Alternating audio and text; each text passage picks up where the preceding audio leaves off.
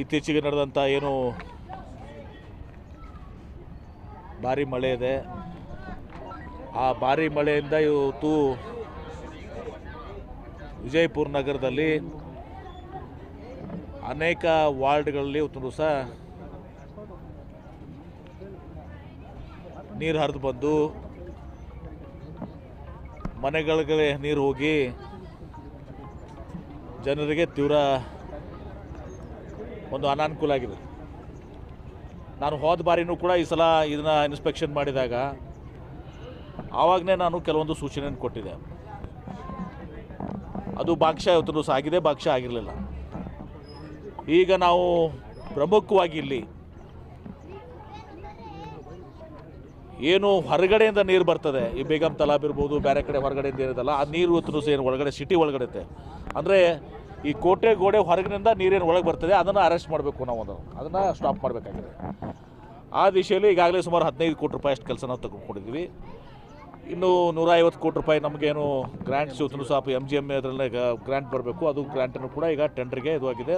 ಕೆಲವೊಂದು ತಾಂತ್ರಿಕ ತೊಂದರೆಗಳಾಗಿದ್ದಾವೆ. ಜಿಲ್ಲಾಧಿಕಾರಿಗಳು ಅದನ್ನು ನ್ಯಾಷನಲ್ ಹೌಸಿಂಗ್ ಬೋರ್ಡ್ ಏನೋ ಲೋನ್ ಕೊಟ್ಟಿದೆ, ಅವ್ರು ಕೂಡ ಮಾತಾಡೋಕ್ಕೂ ಕೂಡ ವಿಜಯಪುರ ಬಿಜಾಪುರ ಇದರಿಂದ ಅದನ್ನು ಕ್ಲಿಯರ್ ಮಾಡಿಕೊಂಡು ನಾನು ಅಲ್ಲಿ ಬ್ಯಾಂಗ್ಳೂರಲ್ಲಿ ಕೂಡ ಅಧಿಕಾರಿಗಳ ಜೊತೆ ಮಾತಾಡ್ತೀನಿ. DC ಅವರು ಕೂಡ ಅದನ್ನು ಫಾಲೋ ಅಪ್ ಮಾಡ್ತಾರೆ. ಇದಲ್ಲದೆ ಇವತ್ತು ನಾನು ಎಲ್ಲ ಜಾಗಗಳಿಗೆ ಎಲ್ಲೆಲ್ಲಿ ನೀರು ತೊಂದರೆ ಆಗ್ತದೆ, ಪ್ರಮುಖವಾಗಿ ಎಲ್ಲೆಲ್ಲಿ ನೀರುಗಳ ತೊಂದರೆ ಆಗ್ತದೆ ಎಲ್ಲ ಕೂಡ ನೋಡ್ಕೊಂಡು ಬಂದಿದ್ದೀವಿ. ಅದಕ್ಕೆ ಪರಿಹಾರನೂ ಕೂಡ ನಾವು ವಿಚಾರ ಮಾಡ್ಕೊಂಡಿದ್ದೀವಿ. ಕೆಲವೊಂದು ಕಡೆ ಇವತ್ತು ದಿವಸ ಪರಿಹಾರನ ಈಗಾಗಲೇ ಅವರು ಪ್ರಾರಂಭ ಮಾಡಿದ್ದಾರೆ. ಕೋಟೆಗೋಡೆ ಹತ್ತು ದಿವಸ ಜನರು ಸಹಕಾರ ಮಾಡಿದ್ದಾರೆ, ಕೆಲವೊಬ್ಬರು ಮಾಡ್ಕೊಂಡಿದ್ದು ಮಾಡಿದ್ದಾರೆ. ಇನ್ನೊಂದು ಕಡೆ ಒಡ್ಡದಿಂದ ಹೊಲದಲ್ಲಿ ಒಡ್ಡು ಬರದಲ್ಲಿ ನೀರು ಬರ್ತಿತ್ತು, ಒಡ್ಡನ್ನು ಬ್ರೀಚ್ ಆಗಿತ್ತು, ಅದನ್ನು ಮಾಡ್ಕೊಂಡು ಮಾಡಿದ್ದಾರೆ. ಇನ್ನು ಕೆಲವೊಂದು ಕಡೆ ಶಿವಾಜಿ ಚೌಕ್ ಅಂತಲ್ಲಿ ಇವತ್ತು ದಿವಸ ಅಲ್ಲಿ ಲೆವೆಲ್ಸ್ 1.5 ಮೀಟರ್ ಹೈಟ್ ಇದೆ. ಅದು ನೀರಲ್ಲಿ ಬಂದಾದ್ಮೇಲೆ ಅದು ಮುಂದೆ ಲೆವೆಲ್ಸ್ ಹೈಟ್ ಆಗ್ತದೆ.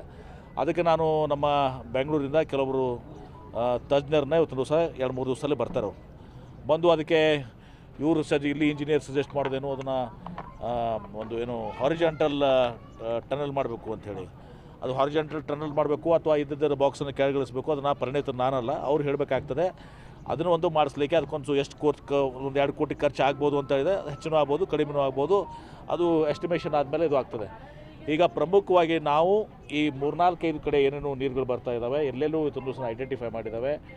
ಈಗ 2 ನಾನು ಜಿಲ್ಲಾಧಿಕಾರಿಗಳನ್ನ ಮತ್ತು ಕಮಿಷನರ್ ಅವ್ರನ್ನ, ಆಮೇಲೆ CO ಮತ್ತು SP ಅವ್ರಿಗೆ ಸಂಬಂಧ ಬರೋದಿಲ್ಲ, ಆದರೂ ಕೂಡ ಅವರು ಕೂಡ ಇವತ್ತು ನನ್ನ ಜೊತೆಗಿದ್ದಾರೆ.